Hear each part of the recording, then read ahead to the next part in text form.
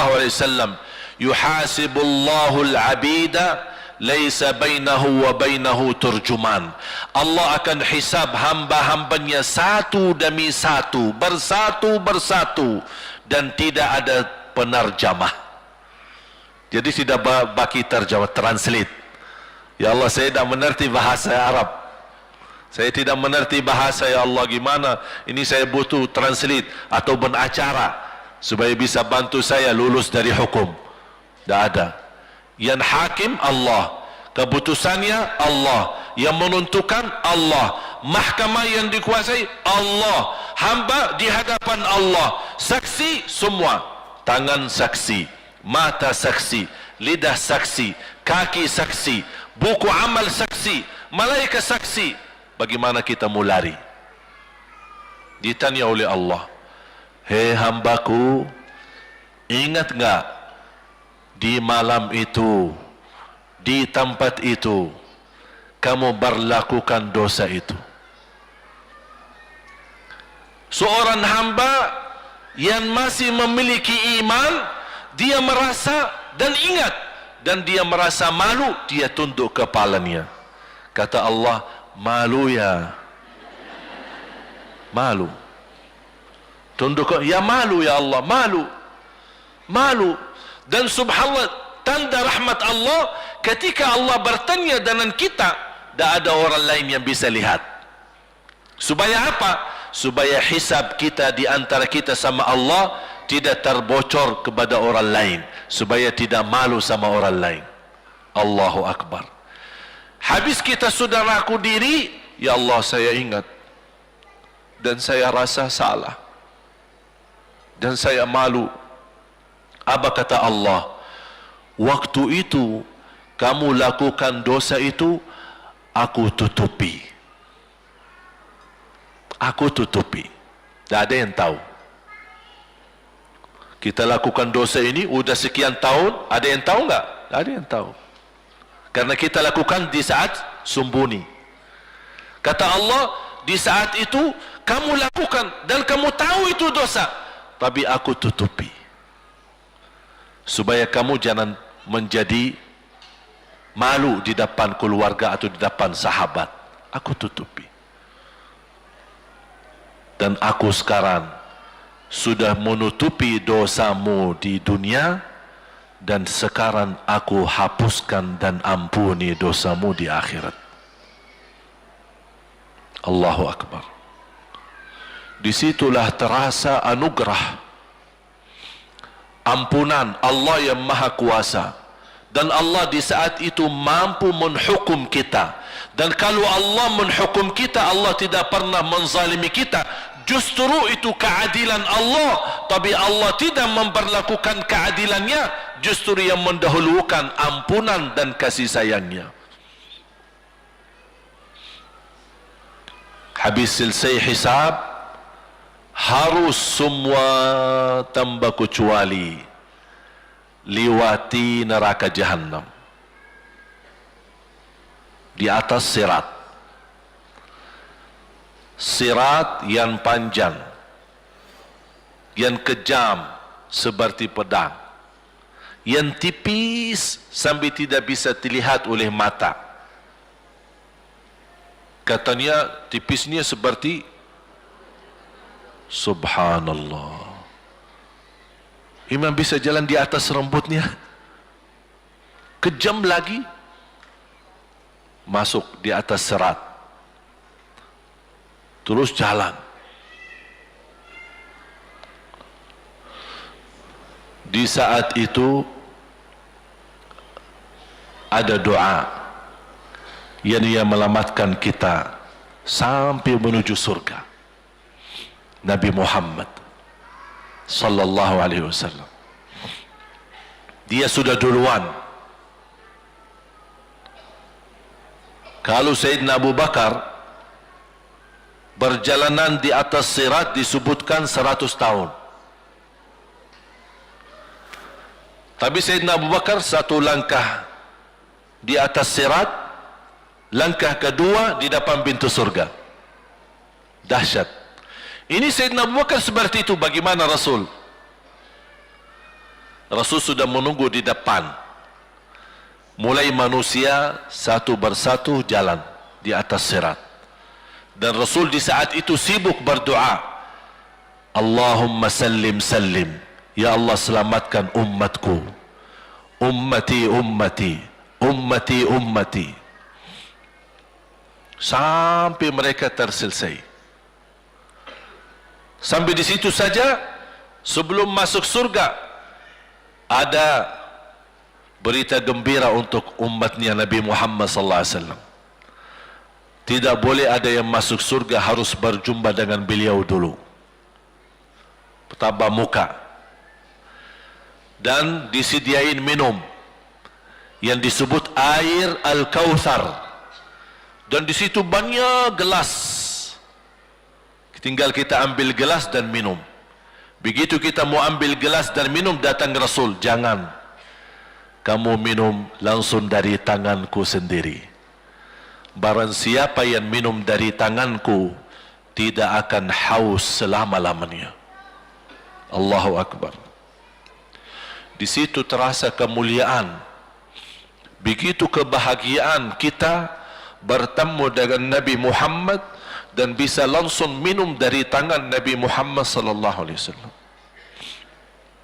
Bukan hanya begitu saja, bahkan Nabi Muhammad memegang tangan kita, mengajak kita masuk 8 pintu surga. Ada 8 pintu.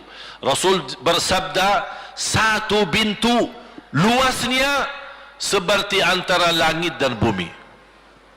1 pintu antara langit dan bumi luasnya. Dan kata Rasulullah, di saat itu akan manusia gesa-gesaan untuk masuk surga. Itu tanda apa? Banyak yang akan masuk. Mudah-mudahan kita terhitung dari yang banyak. Begitu ahli surga masuk, kira-kira Rasul berhenti? Ahli surga sudah masuk, sudah aman? Tidak. Rasul balik lagi, keluar dan menuju dari langkah sirat yang pertama, melihat ada enggak, ternyata ada di antara umatnya yang tersisa, yang dosanya terlalu banyak, gesa-gesaan di jalan, merangkak di jalan sampai jatuh di dalam neraka. Rasul mana mereka? Masuk ke neraka. Kata Allah subhanahu wa ta'ala, melihat keadaan Nabi Muhammad SAW, apa yang dibutuhkan lagi?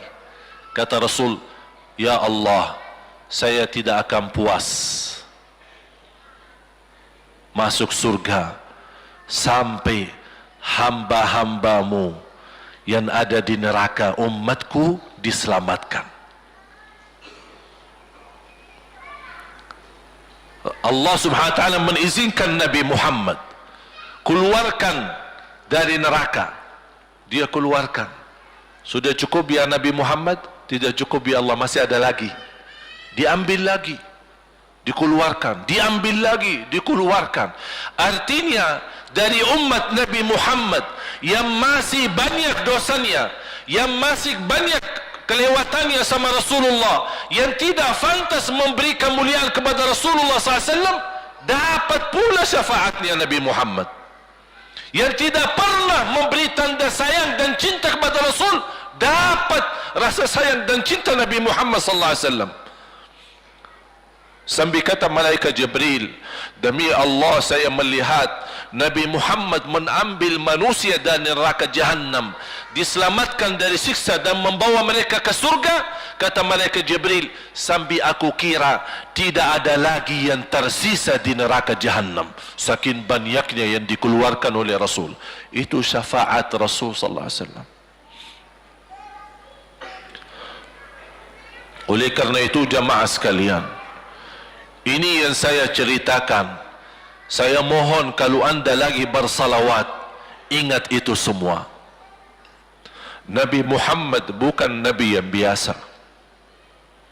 Nabi Muhammad adalah Nabi yang penolong kita nanti di hari kiamat. Seandainya kita masuk neraka Jahannam, masih ada harapan kita dapat syafaat Nabi Muhammad sallallahu.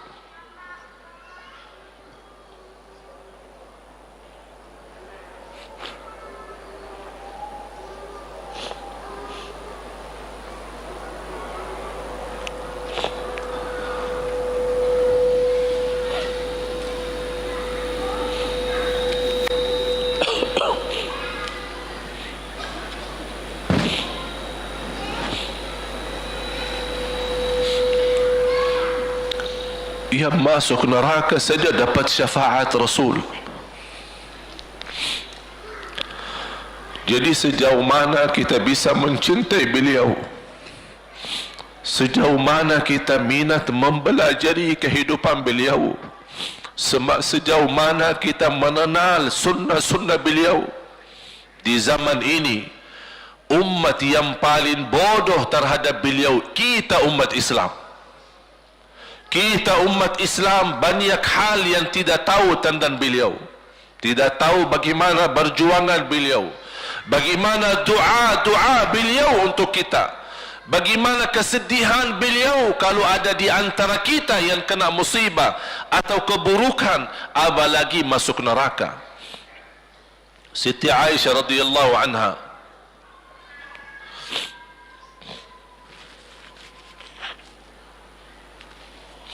Siti Aisyah radhiyallahu anha pernah minta sama Rasul doa. Ya Rasulullah, tolong doakan saya. Rasul mendoakan, Allahumma ighfir li Aisyah ma taqaddama min dhanbiha wa ma ta'akhkhar, ma qaddamat wa ma akharat, wa ma asarrat wa ma a'lanat. Ya Allah, ampunilah dosa-dosa istriku Aisyah, dosa yang lama, dosa yang baru, dosa yang terang-terangan maupun dosa yang tersembunyi. Siti Aisyah menaminkan doa Nabi Muhammad dan menangis dan bangga dan senang. Saking senangnya, saking bahagianya, dia tertawa sambil Rasul melihat Siti Aisyah. Senang wahai Aisyah? Apakah kamu senang dengan doaku? Kata Siti Aisyah, bagaimanakah aku tidak senang? Aku justru merasa bahagia dengan doamu untukku ya Rasulullah. Apa kata Rasul? Ketahuilah wahai Aisyah, ketahuilah doaku yang baru ini untukmu, itulah selalu doaku untuk umatku di setiap salat. Itu doa Nabi kita buat kita. Setiap beliau salat mendoakan kita, ya Allah, ampuni dosa umatku, dosa yang lama, dosa yang baru, dosa yang sembunyi, dosa yang terang-terangan. Setiap salat itu doa Nabi kita, Nabi Muhammad SAW, untuk kita semua. Apa yang diminta oleh Rasul? Rasul tidak minta banyak dari kita. Salah satu yang diminta oleh Rasul dan memohon, satu itu berbanyak, itu satu-satunya yang Rasul minta banyak. Selain itu Rasul tidak pernah minta banyak. Satu-satunya Rasul minta banyak. Apa? Salawatlah kepadaku, berbanyaklah salawat kepadaku. Mengapa Rasul minta berbanyaklah salawat kepadaku? Kenapa tidak minta amalan yang lain untuk dibanyakkan salawat atau amalan yang lain? Mengapa hanya salawat? Rasul berpesan berbanyaklah salawat kepadaku, karena Rasul tahu dengan kita berbanyak salawat kita akan dijamin dapat syafaat beliau, dan itulah beliau yang diinginkan. Bukan hanya dapat syafaat, bahkan Rasul sendiri bersabda, aqrabukum minni majlisan yaumal qiyamah, yang paling dekat kepadaku hari kiamat, yang paling banyak salawat kepadaku. Bahkan berita gembira bagi seorang hamba umat Nabi Muhammad SAW, akthiru alayya minas salati yaumal jumu'ati wa laylataha fa inna salatakum tablughuni haitsu kuntum. Ini keistimewaan khusus, kelebihan, amalan yang utama, bahkan yang terutama di hari Jumaat dan di malam Jumaat, fokus hanya bersalawat kepada Rasul. Mengapa? Karena Rasul yang berpesan, Rasul yang minta. Rasul berpesan, berbanyaklah salawat kepadaku malam Jumaat dan hari Jumaat. Mengapa ya Rasulullah khusus hari Jumaat dan malam Jumaat? Karena salawat kalian Allah sampaikan kepadaku. Kata guru saya, barang siapa yang ingin Rasul kenal dengan dia, berbanyaklah salawat kepada beliau, karena langsung nama kita akan sampai. Ya Rasulullah, ini salawat bapa dan ibu dari Bandung. Kan sampai. Ada riwayat, ada malaikat khusus tugasnya setiap kita bersalawat dibawa kepada Rasulullah sallallahu alaihi wasallam. Allahu akbar. Bahkan ada orang bertanya kepada guru saya, Syekh Muhammad Ibn Muhammad Ibn Mukhtar Asy-Syanqiti, dan beliau masih hidup. Subhanallah, ketika di salah satu pertanyaan di majlis ta'lim di Masjid Nabawi, ada orang bertanya, mana yang lebih diutamakan di hari Jumat? Banyak baca Quran atau banyak salawat? Kita milih yang mana? Beliau menjawab dengan jelas, dengan tegas, di hari Jumat dan malam Jumat lebih utama banyak salawat daripada banyak baca Quran. Mengapa? Karena kata beliau, karena itulah permintaan Rasul sendiri. Berbanyaklah salawat kepadaku di hari Jumat dan di malam Jumat. Dan banyak riwayat yang lain. Kalau saya sebutin manfaat, keutamaan salawat kepada Rasul, lebih daripada 100 manfaat. Menghilangkan kesusahan, memberi kemudahan lunasi hutang, menyembuh penyakit, menjamin ampunan dosa, mendapat 10 rahmat, mendapatkan syafaat Rasul, posisi kita semakin mulia. Setiap kali kita salawat semakin naik darajat kita. Barang siapa yang salawat kepadaku 10 kali, dapat 10 kebaikan, dapat 10 rahmat, dihapus 10 kejahatan, dan naik 10 darajat, dan di akhirat dapat syafaatku. Luar biasa. Hadis yang terakhir, Ubay bin Ka'ab radhiyallahu an berkata, ya Rasulullah, aku suka berdoa karena salawat, arti salawat adalah doa. Arti salawat doa. Ya Rasulullah, aku suka berdoa. Berapa dari doaku saya jadikan untukmu? Artinya berapa persen ya? Kalau bahasa kita, berapa persen kira-kira? Kalau misal saya doa 10 menit, berapa menit untuk Rasul, dan yang sisanya buat aku? Contoh, aku kalau berdoa, ya Allah ampuni dosaku, ya Allah murahkan rezeki, sembuhkan penyakit, Allahumma salli ala Muhammad wa ala ali Muhammad. Berarti lebih banyak untuk diri kita, baru untuk Rasul. Sahabat itu ya Rasulullah bertanya, ya Rasulullah, berapa bagian dalam doaku saya jadikan untukmu? Apa kata Rasul? Kata Rasulullah SAW, ma syi'ta wa in zitta fahuwa khairul lak. Ya terserahmu. Mau doa bagaimana untukku? Ya terserahmu. Tapi semakin banyak untukku, semakin banyak manfaatnya untukmu. Apa kata sahabat? Ya Rasulullah, saya akan jadikan separuh doaku hanya salawat kepadamu. Artinya kalau saya doa 10 menit, 5 menit salawat dan 5 menit doa untuk diriku sendiri. Apa kata Rasulullah? Terserahmu, wa in zitta fahuwa khairul lak. Kalau kamu berani tambah, itu jauh lebih baik untukmu. Tawar menawar sama Rasulullah SAW, sampai di ujung hadis beliau berkata, ya Rasulullah, saya janji doaku semuanya untukmu. Artinya apa? Kalau dia angkat tangan berdoa, tidak satu pun minta buat dirinya. Bismillahirrahmanirrahim. Allahumma salli ala Muhammadin wa ala ali Muhammad. Allahumma salli ala Muhammadin wa ala ali Muhammad. Allahumma salli, sampai selesai. Tidak minta ampunan, tidak minta rezeki, tidak minta sehat, tidak minta keturunan, tidak minta apa-apa. Hanya fokus dengan salawat. Karena dengan salawat, apa yang kita niatkan terkabul.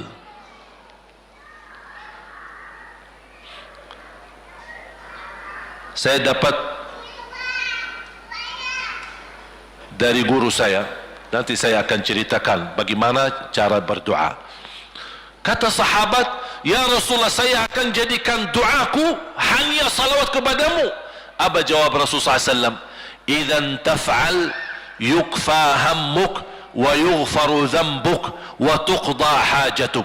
Kalau kamu lakukan hanya doamu, hanya salawat kepadaku, akan dihilangkan segala kesusahan, diampuni segala dosa, dan dikabulkan segala hajat. Kata ulama, apa yang diharapkan oleh manusia? Hidup di dunia tambah susah dan hidup di akhirat tambah dosa. Betul? Itulah kita dapat dengan salawat kepada Nabi Muhammad SAW.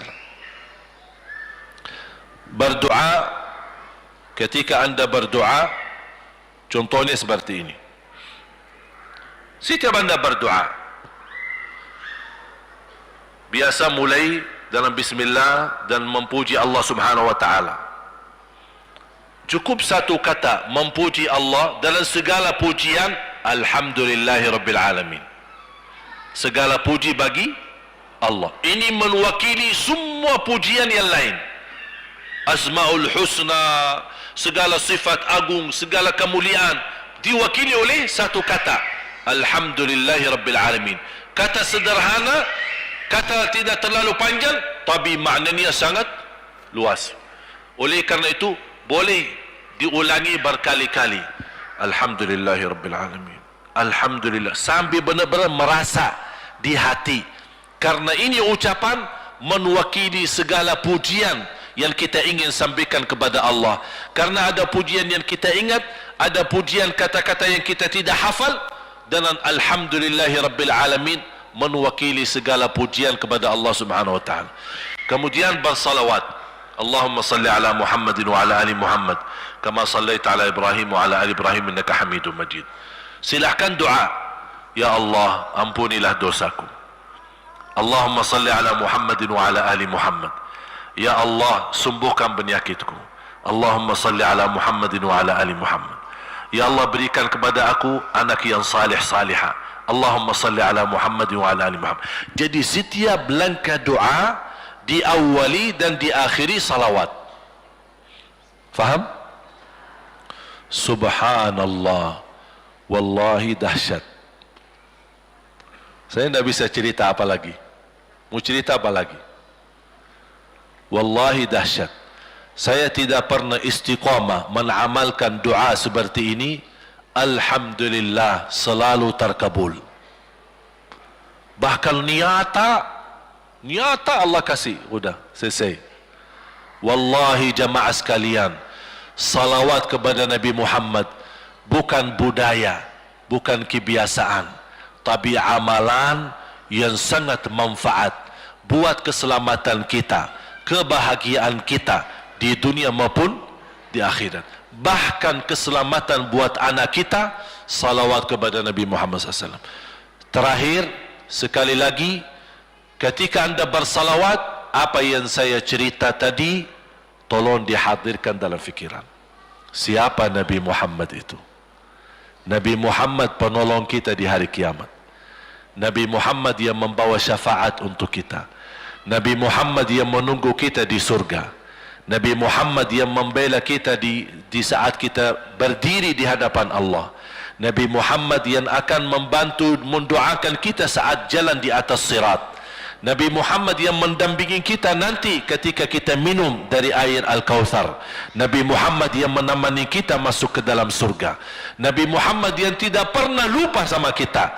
Makanya ketika anda bersalawat dan membawa perasaan dan membawa penghayatan ini, insya-Allah jemaah sekalian akan terasa, ya Allah, ternyata indahnya salawat kepada Rasul.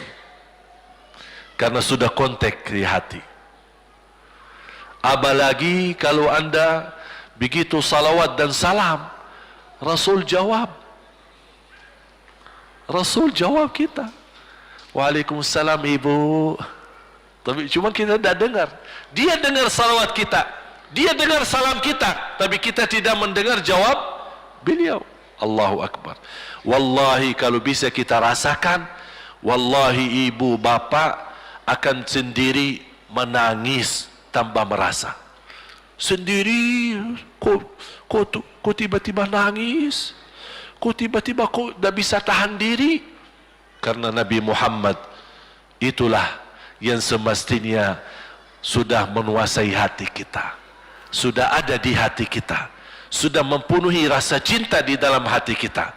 Makanya kata Rasulullah, tidak sempurna iman seorang sampai dia mencintaiku lebih dari ibunya, lebih dari bapaknya, lebih dari anaknya, lebih dari hartanya, bahkan lebih dari dirinya sendiri. Baru sempurna imannya. Bagaimana kita bisa mencapai kesempurnaan iman seperti ini? InsyaAllah dengan bersalawat, dengan membawa perasaan, membawa kehadiran cerita-cerita yang sama-sama kita belajari, baru akan terasa di dalam hati posisi Nabi Muhammad akan semakin besar, semakin mulia di hati kita. InsyaAllah semakin mulia di hati kita, InsyaAllah akan semakin semangat beribadah, semakin semangat mendekati, semakin semangat mempelajari, dan semakin insyaAllah menjadi baik di mata Allah dan insyaAllah baik di mata manusia. Amin ya Rabbal Alamin. Bismillahirrahmanirrahim. Alhamdulillahi Rabbil Alamin. Alhamdulillahi Rabbil Alamin. Segala puji bagimu ya Allah. Alhamdulillahi Rabbil Alamin. Segala pujimu bagimu ya Allah.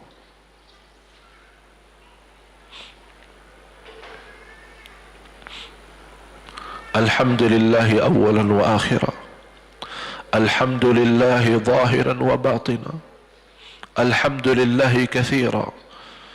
Hamdan kama yanbaghi li jalali wajhika al-karim wa li'azim sultanik. Ya Rabbi lakal hamdu hamdan kathiran tayyiban mubarakan fih mubarakan alaih kama yuhibbu Rabbuna wa yarda. Allahumma lakal hamdu hamdal syakirin, hamdal hamidin, hamdal sadiqin, hamdal mu'minin, hamdal muttaqin, hamdan kathira ya Rabbal Alamin. Allahumma salli ala Sayyidina Muhammad wa ala ali Sayyidina Muhammad.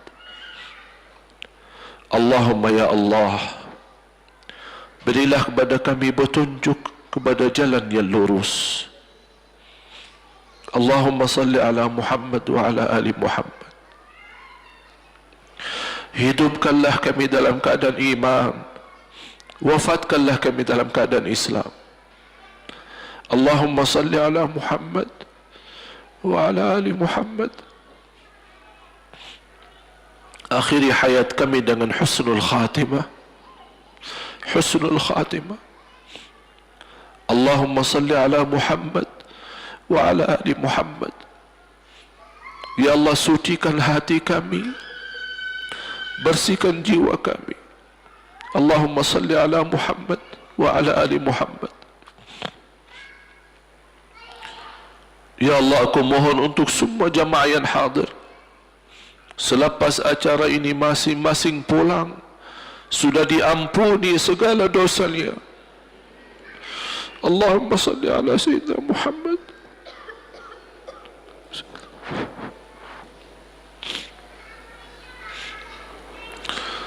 Ya Allah, jadikan kami ahlul Quran, penhafal Al-Quran, berakhlak akhlakul Quran.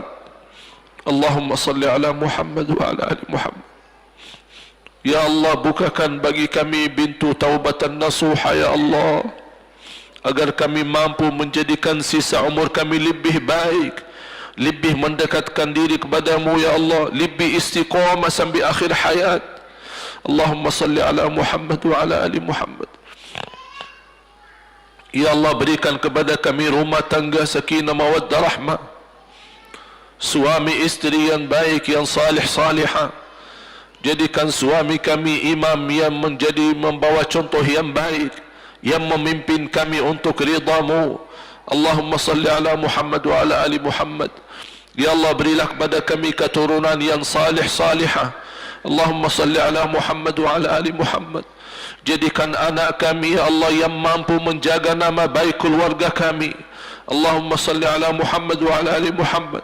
Ya Allah, jadikan anak kami yang membanggakan kami di hadapan-Mu hari kiamat. Allahumma salli ala Muhammad wa ala ali Muhammad. Ya Allah, jadikan anak kami anak berhafal Al-Quran dan berakhlak-akhlakul Quran. Allahumma salli ala Muhammad wa ala ali Muhammad. Ya Allah, lindungi anak kami dari keburukan dunia, dari kejahatan manusia, kejahatan narkoba, dari fitnah dunia dan isinya. Allahumma salli ala Muhammad wa ala ali Muhammad. Ya Allah, jadikan anak kami istiqamah Islam iman sampai akhir hayat. Allahumma salli ala Muhammad wa ala ali Muhammad. Ya Allah, berilah kepada kami kemudahan bisa ke tanah suci haji dan umrah, ya Allah, dan ziarah Nabi Muhammad.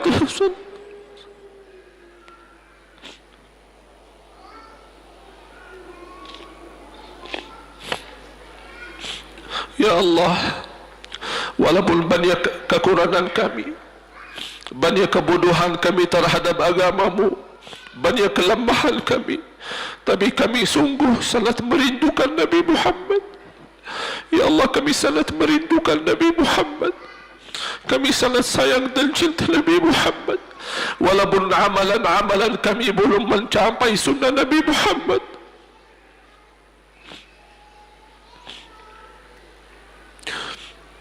Ya Allah, jadikan cintaan kami dan rasa rindu kami kepada Nabi Muhammad yang menjamin kita bertemu Nabi Muhammad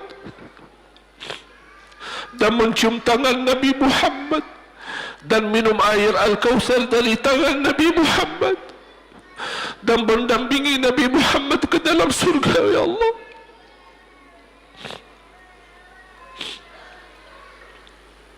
birahmatika ya rahmat. Ya Allah, tuliskan nama-nama kami di dalam takdir-Mu, hamba-hamba yang mendapatkan dan jaminan syafaat Nabi Muhammad. Jadikan kami, ya Allah, hamba yang mendapatkan syafaat Nabi Muhammad. Allahumma salli ala Muhammad wa ala ali Muhammad. Ya Allah, atas izin-Mu kami sama-sama berkumpul di masjid ini. Ya Allah, atas izin-Mu berilah kepada kami kemuliaan sama-sama jumpa lagi di dalam surga-Mu, ya Allah, bersama Nabi Muhammad sallallahu alaihi wasallam.